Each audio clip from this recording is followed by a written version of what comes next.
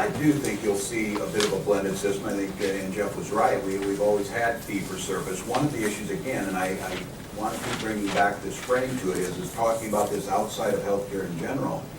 You can give, and a bulk of our, you can, it's cultural or economic, however you want to see it, but a large percentage, a disproportionate percentage of our veterans do come from rural areas. Even though we make up about 20 to 25% of the country's population, nearly 50% of the veterans come from that area. So if you give that card to someone in Mountain Lake, Minnesota, you still have a shortage in the private sector of primary care physicians in the rural areas anyway. So you're back to trying to make it work. But I do think that there is a reality. We should be using that. We should not be duplicating services. We should not ever forget, though, that we do have a special responsibility. Those who would say just give them a card and let them go on their own, well, what do congressmen do then when the local hospital doesn't get them in on time?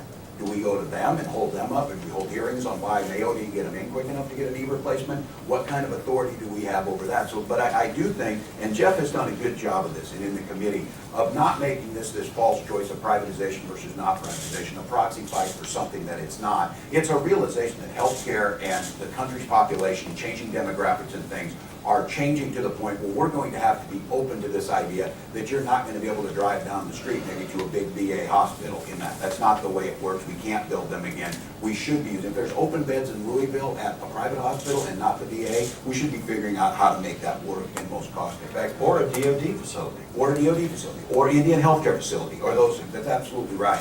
And I think we figure that out. It has to be the best care for the veteran. It should be the smartest care for veterans, and it should be the most cost effective. But I would say one of the things that we can figure out, because again, this issue of a medical home or continuity of care will be greatly enhanced if this nation, and I think DOD and VA should be the place where it starts, because they're the biggest and they get innovation, is it's absolutely unacceptable that we do not have electronic medical records that are lifetime, that can transfer, that can be used. And I've learned from Mayo Clinic, an electronic medical record is not just a database. It is a diagnostic tool, and if it's done correctly, it can predict, and the algorithms that are in it will put things to the forefront that will be caught. If that system were working correctly, it would make absolute sense that the VA doctor as well as the local physician could see that, could track continuity of care, and make a bigger impact. So I am convinced you will see a blended system. I will absolutely, and I think you're hearing it from Jeff, those core issues, that core research, all of the things that need to be there will remain, but we need to be smart about how we deliver it, and that's what we need to think about